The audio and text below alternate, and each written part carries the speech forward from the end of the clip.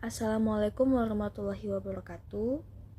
Di dalam video ini saya ingin memenuhi dan melaksanakan tugas tentang pelajaran dari sejarah Pancasila bagi generasi muda dengan pembahasan proses lahirnya Pancasila dalam Piagam Jakarta.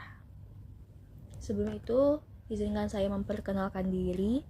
Nama saya Maulana Musyafa Aliyah, NIM 8565158883 dari Prodi PGSD UPBJJ UT Pekanbaru.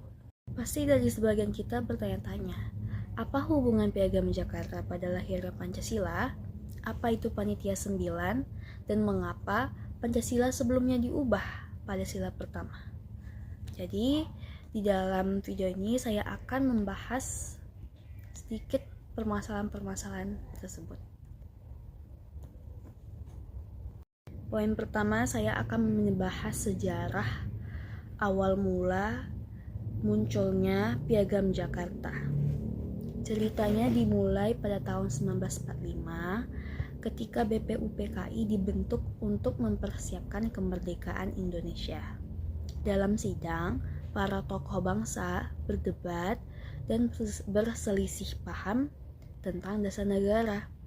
Untuk menyatukan pandangan, dibentuklah Panitia 9 yang terdiri dari gabungan-gabungan tokoh Islam dan tokoh-tokoh pahlawan nasionalis yang merumuskan Piagam Jakarta pada 22 Juni 1945. Untuk mencapai kompromi dan satu pendapat, pada tanggal 22 Juni 1945 dibentuklah Panitia 9 yang terdiri dari perwakilan dua golongan tersebut. Anggota-anggota itu terdiri dari yang pertama Insinyur Soekarno, kedua Muhammad Hatta, ketiga Mr. Amar Ramis, keempat Mr. Muhammad Yamin, kelima Kiai Haji Wahid Hashim, keenam Haji Agus Salim, ketujuh Abi Kusono Cokro Sujoso, kedelapan Abdul Kahar Muzakir, dan yang kesembilan Ahmad Subarjo. Tugas mereka adalah menyusun naskah kompromi dasar negara yang bisa diterima semua pihak. Setelah melalui perdebatan panjang, mereka akhirnya menghasilkan sebuah dokumen yang disebut Piagam Jakarta, dalam bahasa Inggrisnya Jakarta Charter, pada 22 Juni 1945. Mengapa para tokoh waktu itu berselisih pendapat? Berikut saya akan membacakan isi sila Pancasila sebelumnya. Yang pertama, ketuhanan dengan kewajiban menjalankan syariat Islam bagi pemeluk-pemeluknya. Yang kedua, kemanusiaan yang adil dan beradab. Yang ketiga, persatuan Indonesia. Yang keempat, kerakyatan yang dipimpin oleh hikmat kebijaksanaan dalam permusyawaratan perwakilan. Dan yang kelima, keadaan sosial bagi seluruh rakyat Indonesia. Dari semuanya, teman-teman mungkin akan asing terhadap sila yang pertama, karena pada saat ini kita memakai sila yang baru, yaitu ketuhanan yang Maha Esa, yang sudah lama-lama dan jauh-jauh hari telah disepakati oleh para tokoh melalui Piagam Jakarta ini.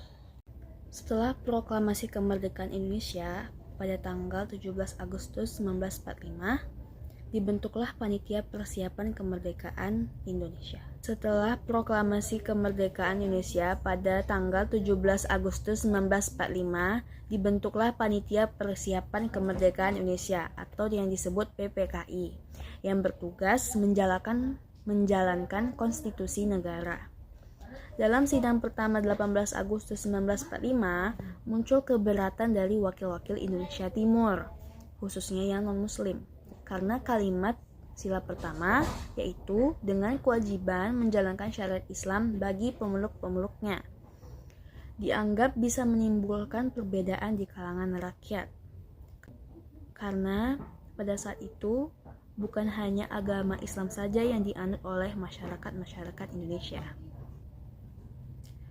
Setelah berdiskusi semalaman, Muhammad Hatta mengusulkan agar kalimat itu diubah menjadi ketuhanan yang Maha Esa, agar lebih netral dan mencerminkan kebersamaan seluruh rakyat Indonesia. Akhirnya semua pihak menyetujui perubahan itu dengan semangat persatuan dan saling toleransi. Pengaruh dan makna Piagam Jakarta. Yang pertama, cikal bakal Pancasila. Rumusan Piagam Jakarta menjadi dasar dari Pancasila yang kini menjadi ideologi ataupun dasar negara. Yang kedua, contoh nyata saling menghargai dan suportif antar sesama. Para pendiri bangsa menunjukkan sikap bijaksana dengan mengutamakan persatuan di atas kepentingan golongan. Yang ketiga, simbol toleransi beragama. Piagam Jakarta mencerminkan kesadaran bahwa Indonesia terdiri dari masyarakat majemuk yang harus berhidup berdampingan secara damai. Yang keempat, landasan moral dan spiritual bangsa. Nilai-nilai ketuhanan, kemanusiaan, persatuan, demokrasi, dan keadilan tetap menjadi pedoman moral bagi kehidupan bangsa dan bernegara. Poin yang terakhir, dari peristiwa ini kita belajar bahwa perbedaan pandangan bukan alasan untuk berpecah. Perbedaan pandangan bukan alasan untuk berpecah, tetapi kesempatan untuk saling memahami. Yang kedua, persatuan bangsa harus dijaga melalui dialog, musyawarah, dan toleransi. Yang ketiga, nilai-nilai Pancasila adalah hasil dari perjuangan bersama, bukan milik satu golongan saja. Mungkin sekian itu dari saya. Apabila ada kesalahan kata mohon dimaafkan. Wassalamualaikum warahmatullahi wabarakatuh.